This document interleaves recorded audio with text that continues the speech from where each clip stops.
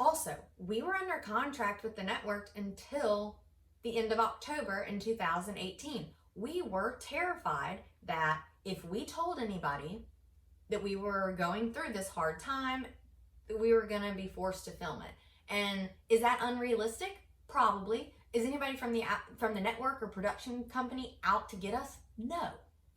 Nobody was. But like, that was a fear that we had. It was real, it was valid, and I didn't want any more pain being plastered on the TV. I was done with it. And Jason was too. We didn't want any of our pain up there for everybody to see anymore. We knew we had problems, and we didn't necessarily know how to fix them. And then we started to figure out how to fix them, and we started to figure out what we were going to do. We didn't need everyone to tell us this is what you should do. We needed to figure out what we wanted to do. Whew. Okay. How did being married in front of TV change what you want for your relationship with Sherm? Sherm. So I value my privacy a lot more than I used to. So anybody who signs up for this show, you want to be on TV. Like, let's call a spade a spade. There is a certain level of fame, acknowledgement, notoriety. There is a reason that you sign up for this TV show. Yes, do you want to be married? Do you want to have a relationship? Is it going to be a cool experiment? Yes, it is, but you sign up for a television show. And so anybody who's like, I didn't do it to be on TV, number one, you're a liar. We all did it to be on TV, but then there was also more that went along with that. Which brings me to my next point of people are like, oh, well, what did you expect from the first season? I remember after we left Dr. Joseph's office for like the final interview, or maybe it was like one of the final interviews, and we were standing outside talking, and Jason was like, dude, I don't know what I'm going to do about the Fire Academy when this comes up. Like, we kept it so secret. If you were not at our wedding, you didn't know. Like, you knew nothing was going on. Nobody recognized us on the street. Like, all this was so new, and nobody knew if it was going to be a hit. Nobody knew if it was actually going to make it to TV. Was it going to be like on a streaming service? Was it going to just nobody care? We had absolutely no idea. And I think that was an attractive part of it. If I don't think I would have applied for season 2, 3, or 10. Like, I don't think I would have done it if it hadn't been exactly how it happened, being the very first. Actually, I know I wouldn't have, because, yeah. Have I met his new wife? Absolutely not. And that's like not something that's in the cards for us. People ask me all the time, do you and Jason still talk? We do not. Even though we ended things fine, there is a healthy, heavy separation between us. We don't have anything to talk about anymore. Like, absolutely nothing. And that's fine. That's fair. We thought we were going to be friends at one point, and, you know, that's not the reality any longer. And that's fine. That's good. He needs to live his life, and I need to live mine. Hello, Poppy. Hi. All right. Was anything set up, or did they tell you to do anything specific? So in the experiment, yes, things are set up in terms of, let's talk about finances. You're going to meet with Dr. Joseph. You're going to meet with Pepper. Logan's coming over. Then you're going to sit down and you're going to have a conversation. That sort of stuff had to be set up. There was a plan.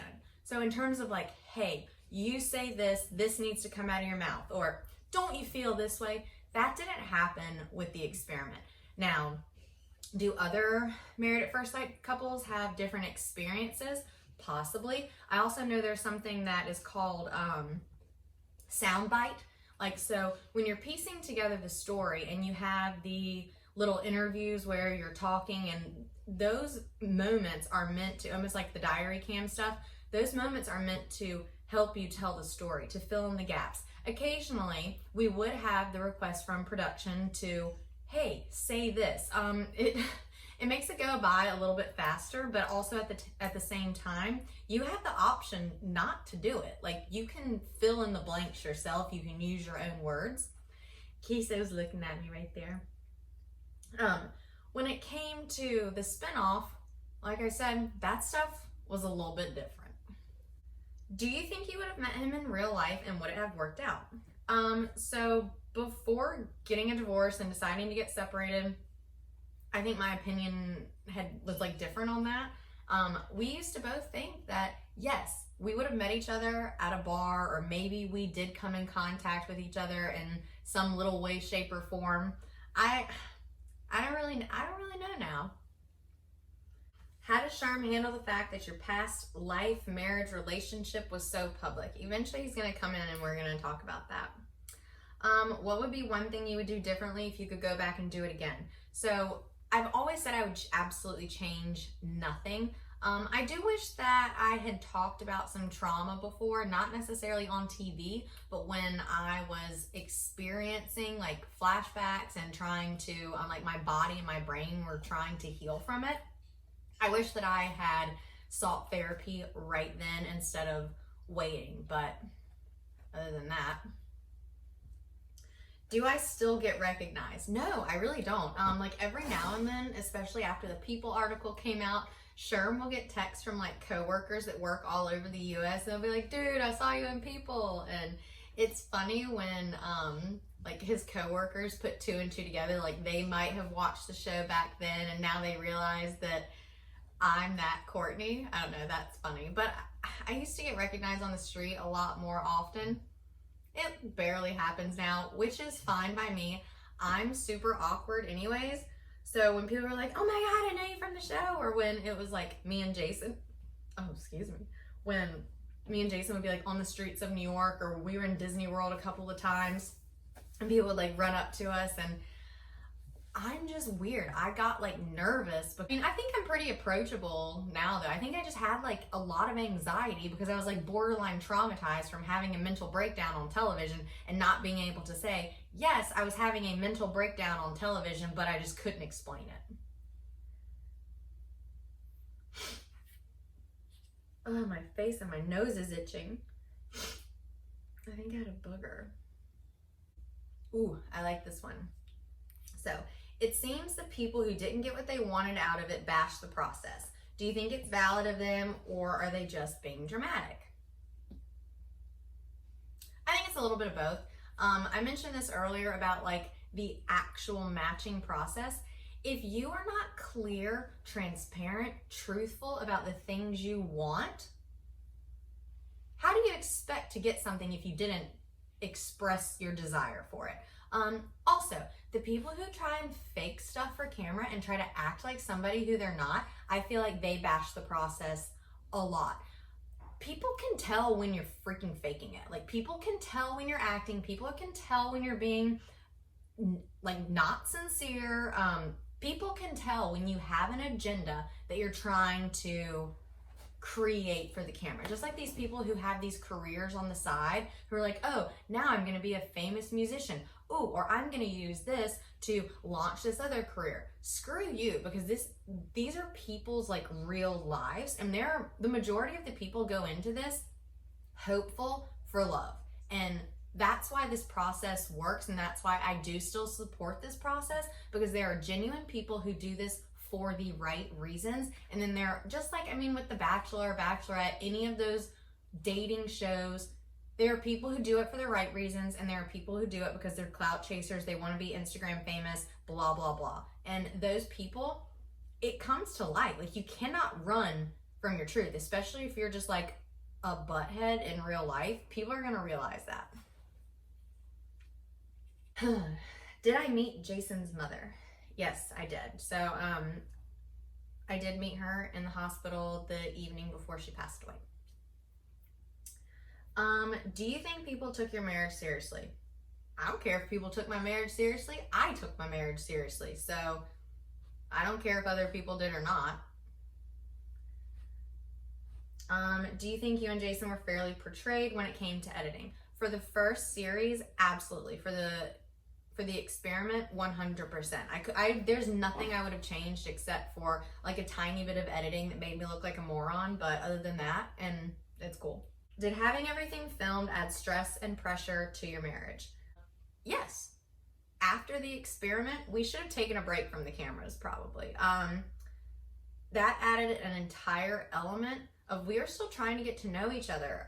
We were trying to figure out how things worked in real life, and then we crammed more cameras in our face and had to take all these, like, imagine this. Imagine you have a fight with your spouse. A little bit of it might have been on camera, and you have to keep going back to it and talking about it. But you and your spouse have forgiven each other and you've moved on. Well, when you have to keep going back and talking about something and bringing it back up, not only does it encourage harboring resentment, but I think it encourages not forgiving the other person, because you're constantly like, oh, well, how did that make you feel? Well, it pissed me off, it hurt my feelings, I'm really upset about it, or I was, but now actually I'm upset about it again because I was just forced to drag it back up of something that maybe happened 2 days ago, maybe it happened 2 weeks ago, and then everybody wants you to continue to talk about it for the story. And that is not healthy. I don't think it's healthy at all. Prove me wrong, somebody prove me wrong, but it's not healthy. Did you see any of the other couples during filming? No, absolutely not one. Which, I mean, I know it was the first season, but even when Jamie and I were texting, we had to keep that a complete secret because they would have lost it. Our production teams would have lost it. The experiment itself, the contract that we signed, when we agreed to go and meet the experts and go through the process to potentially be matched, that was like a 1-page, maybe it was front and back, but that also had like our prenup on it of what you came into the marriage with. If you were chosen, is what you left with. Anything that you got together, whether it was, I don't know, anything that you got together, you split 50-50. The production contract was like 10 pages. I did have an entertainment lawyer look at it. I did have to have people from the production team explain the words and just like the lingo, because I was not familiar with any of it. So I needed someone to basically put it into layman's terms for me and real people terms that weren't experienced with the production of anything. Pay. This is a popular thing, and like, I don't know why people think you get paid so much when you do a show. You get something that's called a stipend per episode that airs. It's not per day. It doesn't matter necessarily how many days it took to film something. You were paid a stipend, and our stipend was either $1,000 or $1,500. I think it was $1,500. And so when we agreed to that, it was for 10 episodes. I believe we did 12 because they did a matchmaking and then a Where Are They Now, or maybe it was 13, so we had a little bit of extra. But no one in their right mind marries a stranger for $15,000 or $20,000, and that is before tax. So as a 1099 employee, then you're just sent that money before taxes are paid. That does not mean that it is tax free. Oh, hello. Okay, so sit down, Bubba. Sit down. You want to lay down? Okay. That does not mean that it is tax free. You just hopped up. So then you have to pay taxes on it. New experts. So I only know the experts that helped match me. So of course I'm biased to them, but like, they're my people. I can't speak on Dr. Cal. I think the new lady's name is Viviana or Vivian. I don't know her. Don't know Cal. Can't talk about them because I've never had the pleasure of interacting or meeting them. Look at this baby. And we have a Sherm crawling on the floor. Oh, this is ridiculous. Do the experts get a bonus for couples staying married? No. That is like the most asinine thing I've ever heard. Not only are all of these professionals who, they are doctors. They went to school for this stuff. Like, they spent their money in order to become the doctors that they are today, and they are putting their reputation and their name on the line for this. And no one, the production company, the network, especially the experts, they genuinely want people to find happiness. They want these couples to fall in love and live happily ever after. And the whole point of the experts are to help us with your screw ups. Like, every single person is messed up. But what the whole point of them being there is to help you figure out how to do it right instead of continuing to do it wrong. So like I said before too, people give so much crap to the experts. they're not puppet masters. Like, people are responsible for their own actions, and I think that needs to be the refocus. Like, instead of people chanting on Twitter, fire the experts, this is the expert's fault that such and such didn't work out, these are a bad match. It's asinine. If you are not clear to the experts of your expectations or what you wanted, that is your own fault. And if you also put on a front for the experts and then you're putting on a different front for the TV, you're just an asshole. Wait, do you feel Married at First Sight has better prepared you for your current relationship? Yes, because I learned about relationships. Like, I learned what not to do. I learned where I was screwing up. I learned I don't deal with conflict how I should. I learned that I had an anger problem that I needed to have redirected. I also learned that even though you mess up and you can feel broken after a relationship, you're worthy of love. And that's where Sherman and Case will come in. Look at this baby. Do you still talk to Jason? The answer is no, and there's no reason for us to ever speak.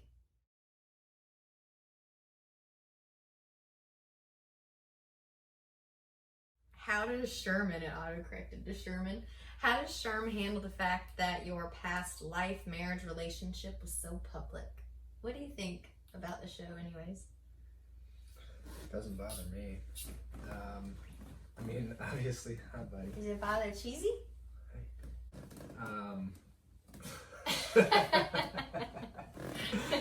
Queso obviously likes to be the center of attention. Doesn't bother me. The show, I mean, I'm not a reality TV guy, so sit down, bud. Sit. Oh, you got me with the tail. Sit. Hey, sit. You're making me look bad, puppy. Your tail's swatting me. Oh. So you're not a reality TV buff? No, I never really watched reality TV. Not a fan of it. It's not very entertaining to me personally. But the fact that you were on it doesn't really bother me. And I wasn't attracted to that either, I guess. If you had watched the show and been like, oh yeah, I know who you are, I wouldn't have been attracted to you anymore. I'd have been like, here's another creep that wants something from me. Yeah, that's fair. And I don't know. I mean, I don't think that people with a following or people that are famous are any different than other people. I think that they should be treated the same, and that's sort of what I try to do, I guess. And the fact that you had a following didn't change anything for me. I don't think I'm famous. I don't feel famous. Like, a question that someone asked was like, oh, do you still get recognized? I'm not George Clooney. I'm not Jennifer Lopez. Like, those are real famous people. I'm not famous. I got a blue check mark, but that's about it. I'm like, would you ever be on TV? Depends what for. I don't know. It was like Holy Moly or an action weird. Holy moly. Yeah, I'd definitely do Holy Moly. What do you think about arranged marriages? You think I was stupid? I don't think I wouldn't do it myself. You didn't answer that way. This isn't a setup. I'm being for real. Like, yeah, you think I'm stupid for doing it? I don't think you're stupid. I don't know. I mean, sure, you had your own reasons, but I personally wouldn't do it. I don't think that that's necessarily the best way to start a marriage. I mean, I guess that being said, you know, that if the matchmakers say that you should be compatible, a marriage is really more than just hitting it off the first time. There's a lot more to that, and I think you and I have both figured that out. Yeah. You know, marriage is tough, and you have to work through things and be willing to be committed to it. So, you know, I think it's more of a partnership than just a first attraction. So I guess it's not the worst thing in the world.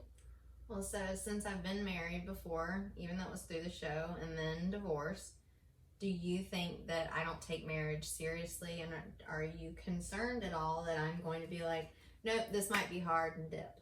No. I mean, we've had that discussion, and you know, we've discussed what we want, and I think that your reasons for leaving your marriage are the same reasons that, you know, I would have for leaving a marriage. That you just didn't want the same things at the end of the day. and I think we've talked through those things, and we do want the same things, and we've talked about, you know, divorce and how we don't want that to happen again, and that it wasn't necessarily about things being tough, it was about what you want in life, and no, it doesn't worry me. Thanks for joining me. Cheesy, do you want to say hi to the people? No, he just wants Look to over find here. me. Look. Now we gotta take a picture. Got a lot of hair. Yeah, he is shedding really bad. Yeah. Aw, family photo. Oh, get in that butt. Got an itch, buddy? He's like, now I understand that that's a camera. I'm not turning around.